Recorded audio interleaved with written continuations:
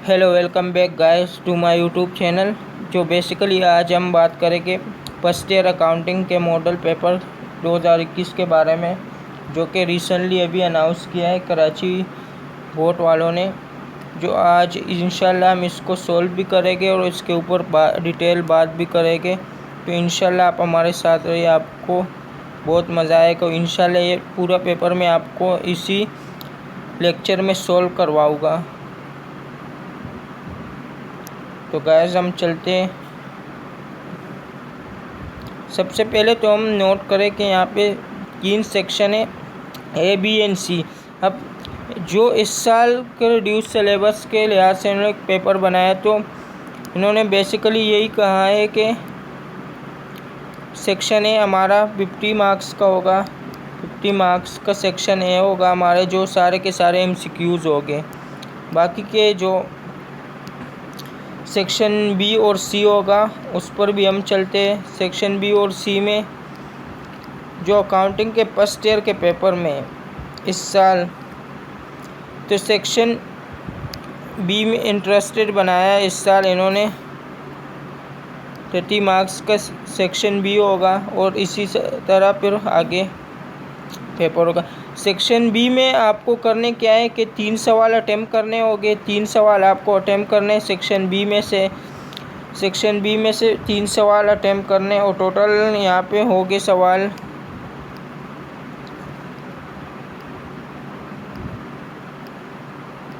5 सवाल या 6 सवाल टोटल आपको आएंगे। अब सेक्शन सी की जानिब चलते। तो सेक्शन सी आपका अकाउंटिंग फर्स्ट ईयर के पेपर में 20 नंबर का सेक्शन सी होगा और सेक्शन सी में आपको 1 सवाल कंपल्सरी अटैम्प्ट करना है और attempt the following question compulsory, ये वाला सवाल आपको कंपल्सरी अटैम्प्ट करना है। तो बहुत इजी सवाल है ये। मैं आपको इंशाल्लाह आने वाले वीडियो में मैं लॉन्ग और शॉर्ट सवाल भी करवाऊँगा मॉडल पेपर के और पास पेपर भी करवाऊँगा। तो चलिए गाइस हम MCQs को सॉल्व करते हैं कि MCQs किस तरह सॉल्व करेंगे और क्या टेक्निक अपनाएंगे। तो चलिए गाइस हम स्टार्ट करते हैं बिस्मिल्लाह पढ़ के। पहले MCQs पर हम जाते हैं। Accounting is open repair to as the language of the. अब ऑप्शन 4 दिए, बिजनेस, डेली लाइफ, स्कूल या इंफॉर्मेशन। जो मेन अकाउंटिंग की लैंग्वेज होती है वो बिजनेस होता है। अब दूसरे पर जाते हैं। अ बिजनेस ट्रांजैक्शन अफेक्ट, जब बिजनेस ट्रांजैक्शन एटलीस्ट 2 अकाउंट्स को अफेक्ट करती है। और आप सब अगर अकाउंटिंग स्टूडेंट है तो आपको पता होगा कि एक डेबिट को और एक क्रेडिट को अफेक्ट करती है अकाउंटिंग। अब 3 पर चलते हैं। 3 में हमें बोल रहा है basically when the payment or receipt of cash is postponed for a future date the transaction is said to be। देखो, जब एक रिसीप्ट या कैश पोस्टपोन हो जाए कि आपने एक रिसीप्ट मतलब किसी से पैसे लेने और उसको आपने थोड़ा सा और टाइम दे दिए कि तुम फ्यूचर में मुझे 30 दिन बाद तुम मुझे 30 दिन बाद पेमेंट कर देना, तुम्हें 30 दिन का टाइम देता हूँ। लेकिन कुछ टाइम बाद वो आया फिर से और आपसे 40 दिन का और टाइम ले गए। तो 40 दिन के पोस्टपोन डेट को हम क्रेडिट ट्रांजैक्शन हमेशा बोलते हैं, क्रेडिट ट्रांजैक्शन। तो नेक्स्ट MCQs पर चलते हैं। नेक्स्ट MCQs है हमारे पास, द अमाउंट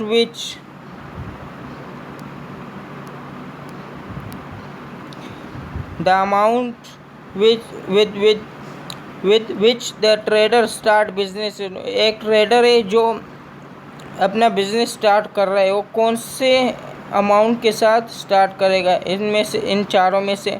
तो सिंपल ड्राइंग हो जो लाइक मैं ओनर हूँ और मैं अपने बिजनेस से कोई चीज़ अपने घर ले जाता हूँ पर्सनल यूज़ के लिए, उसको हम ड्राइंग कहते हैं। फिर स्टॉक आ जाता है। स्टॉक तो उसको कहते हैं लाइक इन्वेंट्री, परचेसेस, जो चीज़ें हम खरीदते। तो ऑप्शन कौन सा रहेगा हमारे पास यहाँ पे, कैपिटल। तो इसका आंसर है कैपिटल।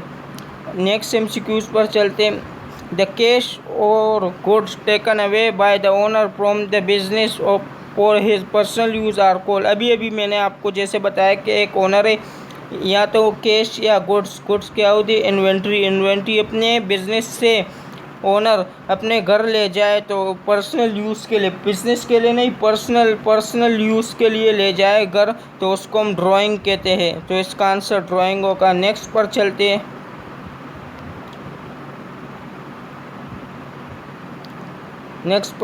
हैं। कहाँ पर गया, हाँ।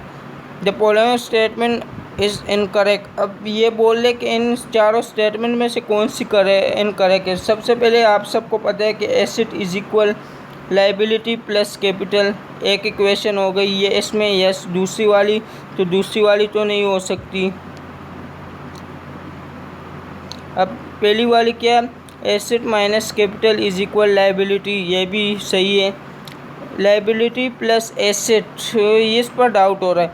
अब देखो मैं तुम लोग को एग्जाम्पल के थ्रू समझा देता हूँ। Asset is equal liability plus capital, ये कैपिटल यहाँ पे प्लस हो रहा है, यहाँ पे आके माइनस हो जाएगा, तो ये यू बन जाएगा। Asset minus capital is equal liability, तो पहली इक्वेशन हो गई। अब दूसरी वाले को देखते हैं, वो तो नॉर्मल ये वाली है,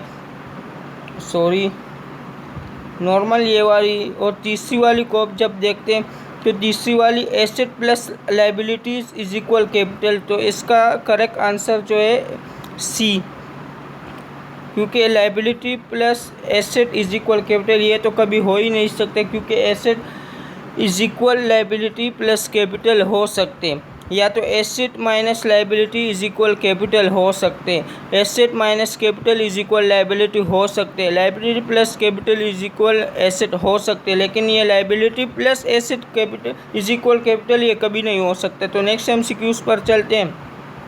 the following is not a current liability. Current liability होती है जो 12 मंथ के अंदर ख़त्म हो जाए, और non current liability long term liability जो 12 मंथ से ज़्यादा की हो।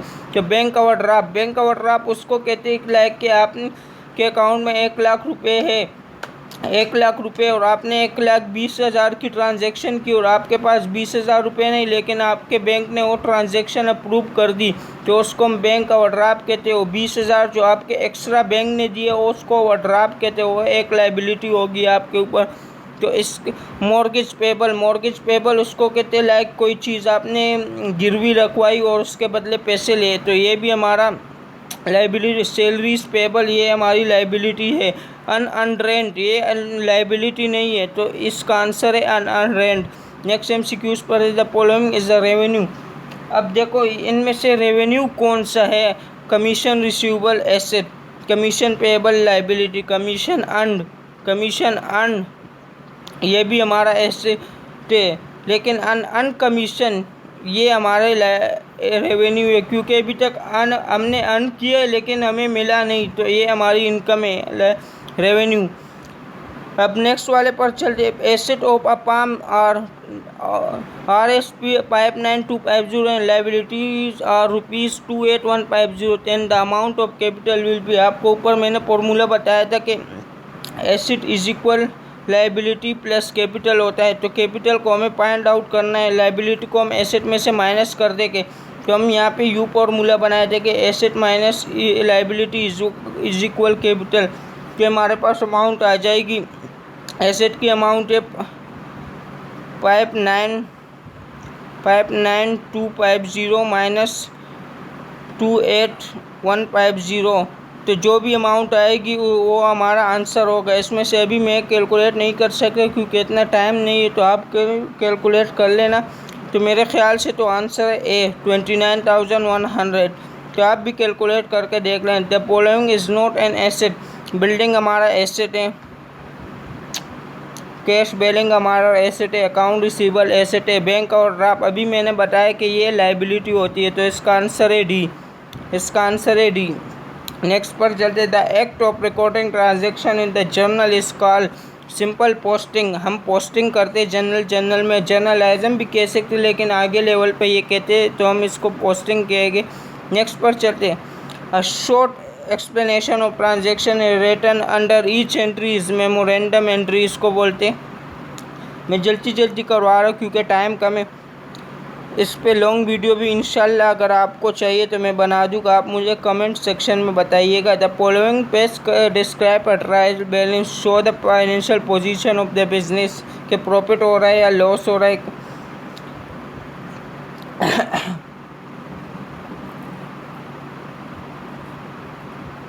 अब नेक्स्ट पर चलते हैं। द ट्रांजैक्शन रिकॉर्ड, सॉरी मैं पिछले वाले को दोबारा से रिकॉल कर, सॉरी इसका answer is the list of balance of the ledger account. ये उनका लिस्ट होती है जिसको हम आखिर में डेबिट क्रेडिट करते हैं। अब नेक्स्ट पर the transaction recorded on both side of cash book is called, the transaction recorded on both side of cash book is called, जब दोनों कैश बुक के दोनों साइड पर रिकॉर्ड हो जाए तो उसको हम कंपाउंड एंट्री कहते हैं। कॉन्ट्रा एंट्री उसको बोलते हैं जो दोनों एक जैसे। हाँ, द पेटी cash book is use for recording. अब देखो पेटी कैश बुक क्या होता है। पेटी कैशियर होता है जो कि छोटे मोटे खर्चे ऑफिस वगैरह के रिकॉर्ड करता है अपने पास, तो उसको हम बोलते हैं पेटी cash payment.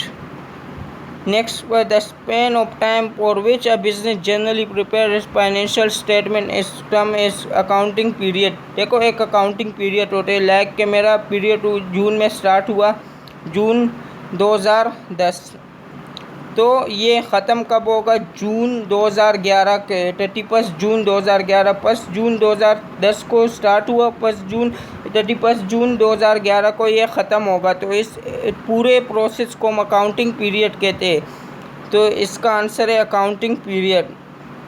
Next, a paying reconciliation statement reconcile the, किसके साथ रिकनसाइल करती है, इजी आंसर है बैंक स्टेटमेंट। हमेशा कैश बुक के साथ ही कंपैरिजन उसका होता है और हम बैंक रिकनसिलेशन बनाते हैं। Next, the purchase journal, the purchase journal is the book of original entry use to record the, ये purchase of merchandise on credit only.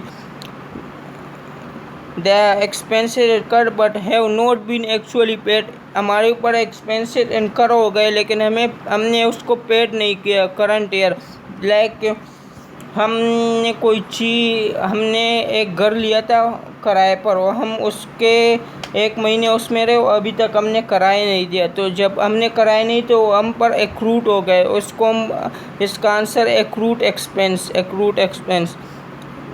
Revenue which has been earned in the current year but has not been received, हमने एक revenue, एक income हमने earn कर ली, like जैसे कि हमने एक शॉप में काम कर लिया और अभी तक हमारी सैलरी हमें नहीं मिली है, तो इसको हम बोलते हैं एक्रूट इनकम, एक्रूट इनकम या अनअर्न्ड। तो इन दोनों में से इसका आंसर जो है